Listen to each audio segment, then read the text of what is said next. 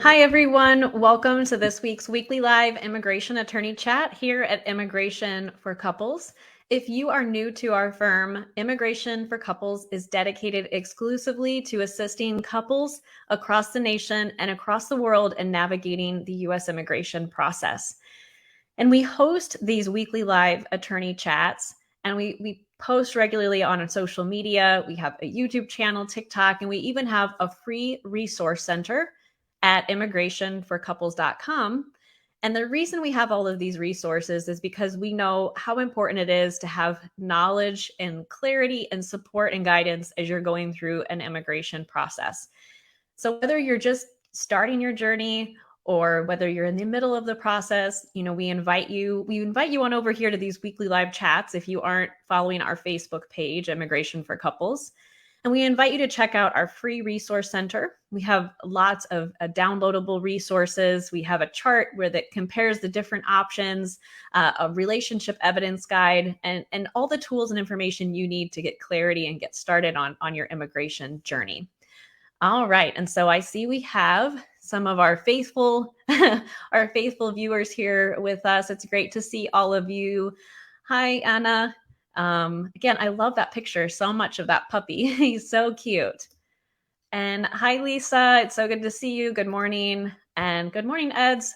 Yeah, and I know I've said this in prior Facebook Lives, but being in community in life is so important, and being in community, especially when you're going through an immigration process, is so important. It's really important for any of you who are listening or watching to know you're not alone.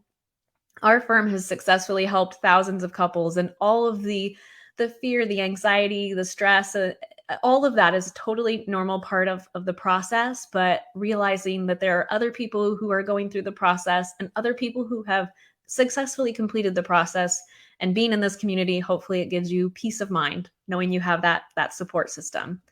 Oh, yeah, you love him too.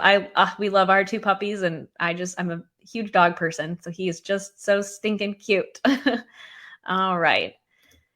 So I have one topic lined up here today. And if you have any other questions, feel free, as always, to drop them in the comments, and I will get to those after the topic that I have lined up. And I see we have quite a few people watching live. So if you're just now joining us, welcome. Great to have you here. So I receive this question sometimes from individuals that they'll say, why was my friend did this process? My friend filed a fiance visa or a spouse visa. Why was their case faster? Or maybe on the flip side, why was my case faster? How is that possible if we have the same case? Well, the reality is that even if you have the same type of case, comparing wait times, it's a great way to kind of gauge, hey, what is my anticipated wait? But there are so many factors and variables that go into play with determining how long someone's wait time will be. And that's why immigration says that they're estimated processing times. It's just an estimate. So why is it that it's like comparing apples to oranges with immigration wait times? How is that possible? So there's a couple different factors that will go into why one case is faster. And sometimes there's no logical reason at all, because immigration oftentimes isn't always logical. But the first one has to do with the service center where the case is processing. So an adjustment of status case, for example, that's dependent on the state in which you're living. So some states, the service center there has a higher volume of cases, so it would take longer. So that's the very first factor. Where is the case ultimately being processed? And if you're going through a fiance or a spouse visa process, getting that interview scheduled, that'll depend on that country where the interview is happening. So that service center or the location where the application will be reviewed and decided. Another factor that comes into play is the immigration officer that's assigned to review your case. So that immigration officer, he or she could be a newer officer, and they might be a little, slower and a little bit more meticulous as they're learning. Of course, they have a supervisory officer that's signing off on and checking their work. But the officer assigned to your case can really impact the wait time. And maybe that officer has a higher caseload, and there's so many factors that would go into why that officer maybe would need more or less time. So that's the second one, the officer assigned your case. And then the specifics of your case. So, sure, maybe your friend filed a fiancé visa and so did you, but maybe there are specific factors that are different. And oftentimes there are, because really no two cases are the same. So the factors, the aspects of your case that are different. For example, if the petitioner had criminal history, that's something that's really important and is disclosed in the fiancé visa. So if your friend's case had that element or didn't, or yours did or didn't, that can impact the wait time, because that would involve additional checks and additional things that immigration would be looking at. So that's the third thing. What are those specifics of your particular case? And then this might sound crazy, but I always add this to the list of the why a case can be faster, but where your case fell in the stack in the mailroom. And this can really go even if you were to file an application online, kind of where it fell in the queue of being received. But immigration is still very very paper heavy. And their mail rooms, the service centers where they receive the mail, think of how many applications that they receive every day. And I've actually gotten to take tours of the behind the scenes of immigration and seen the mail rooms, and they're quite large and it's quite an intricate system. But they're getting all these stacks, all these paper applications. You're literally like those pictures of somebody sitting in mounds of paper, lots of applications. And then those get scanned in, and then they get, routed to the right place and put in files. And there's a whole system. And so where you happen to fall in the stack, and then where you happen to fall in the review queue, that can impact your wait time. So those are 4 things that really can impact whether or not your friend's case is faster, your case is faster. And then, like I said at the beginning, sometimes there's no logical reason, and we call it our unicorn cases, when we file a case and then it gets approved in record time. And we've had that happen quite a bit. We'll file a case for a client, and then in record time, within a few months, there is an approval or an interview. So sometimes things just happen with no logical reason with immigration. So hopefully that gives you some clarity on some of the reasons that a case might be faster than another case. All right. Yeah. Okay. So you said greetings from Greenville. Thank you so much for being here, Tanya. You posted your question on the page while you were waiting. Okay. Oh, okay. Is this? I don't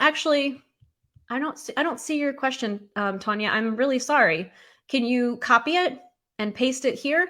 For some reason, it's not showing up. And just so you know, I'm not on on the Facebook Live page. I use a different platform to facilitate the questions.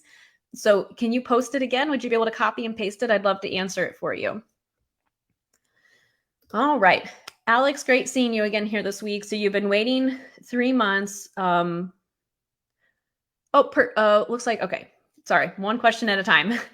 So you've been waiting 3 months, that you've been documentarily qualified, but still no interview, I'm guessing is what your question is.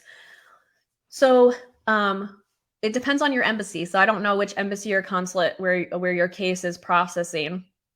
Some embassies and consulates just have a very long wait time because they have a very long queue of cases, a very long backlog. I always use Mexico as an example.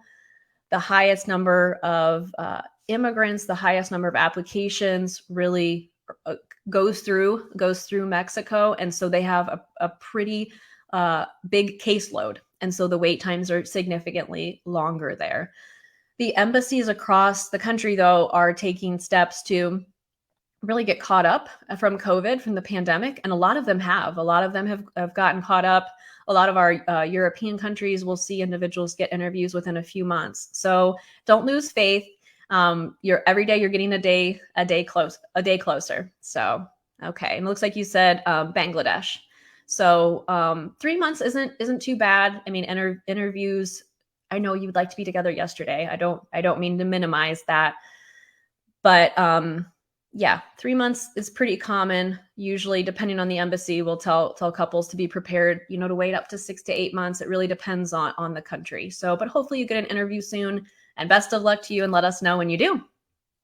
All right. Okay, so Tanya, it looks like you've been able to put your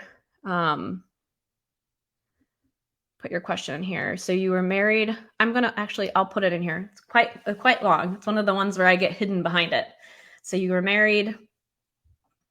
Okay, give me 1 second to read all of it. He's applying for a tourist visa.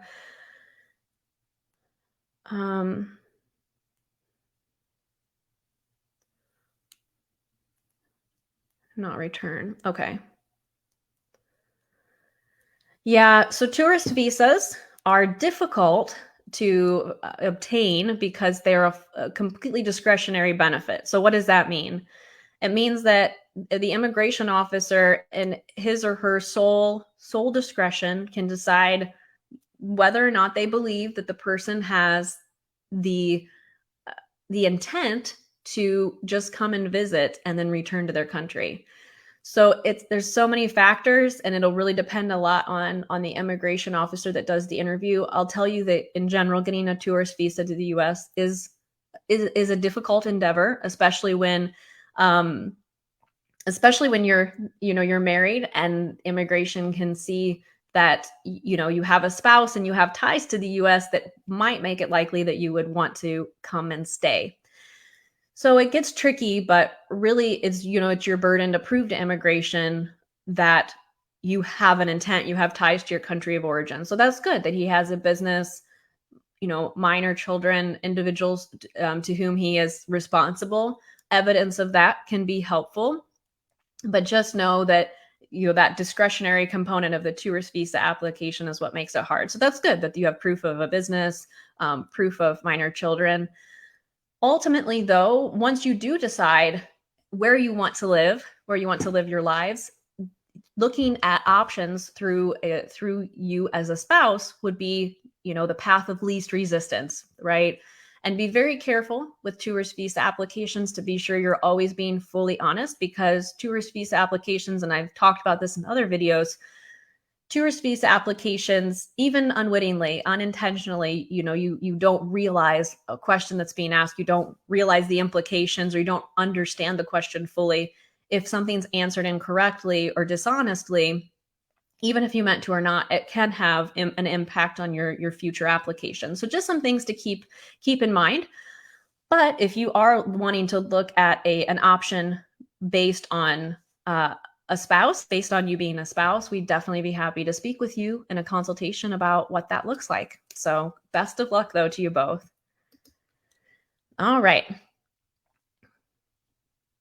Okay. So Lisa, you have two questions here. So let's start with this one that we practice. Yeah, we represent clients across the nation and across the world.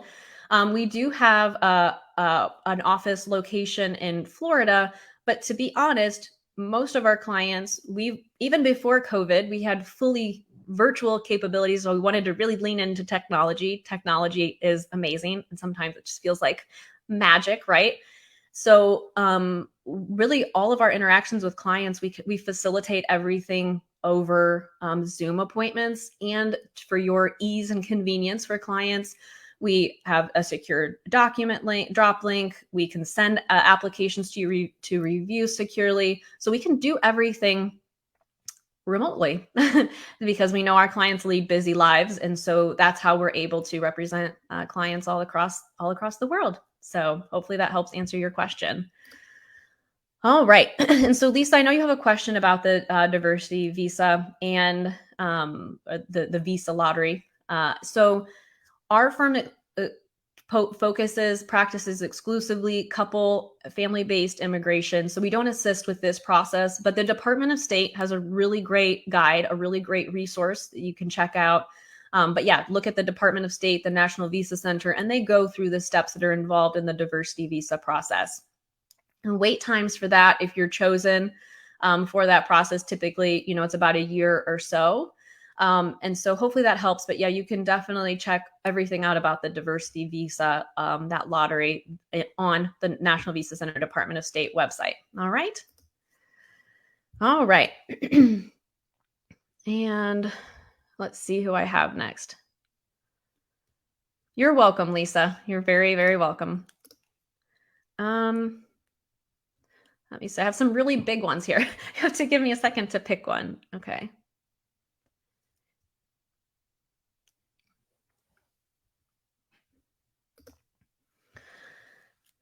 All right. So is it G Love? I hope I'm pronouncing that right. That's a pretty name. And this is one of those big questions where I'm like, I'm getting hidden again. They get bigger and bigger. Okay. So let's see. I'll read here your question asking for a friend. And spent 3 months with a new partner. After divorce has been finalized, can she even file for? Okay.